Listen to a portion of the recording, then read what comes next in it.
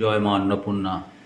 এই অন্নপূর্ণা পুজো যে সপ্তশতী যজ্ঞ আমরা বারবার বলি প্রত্যেককে আসতে। দেখুন, যাদের মানসিক কষ্ট, শত্রু কোনো প্রয়োগ করেছে যাতে শত্রুরা আপনাকে ঠিকমতো থাকতে দিচ্ছে না, এখানে মায়ের যে শ্লোকগুলো আছে, দরিদ্র দুঃখ ভয় হারিণী কা তদন্না সর্বকার করণায় সদা আর্দ্রচিত্তিয়া সর্বসর্বে সর্বেশী সর্বশক্তি সমন্বিতে ভয়ব্যত্রাহিণ দেবী দুর্গে দেবী নমঃ।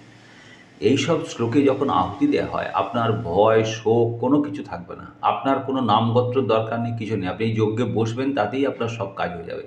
কারণ এই ধরনের নিষ্ঠাভাবে পুজো, এখন তো সব বিজনেস হয়ে গেছে। এইভাবে নিষ্ঠাভাবে পুজো কোনো সময় আসবেন, এই সপ্তশতী যজ্ঞে বসবেন, 3 ঘন্টা ধরে শুধু যজ্ঞ হয়।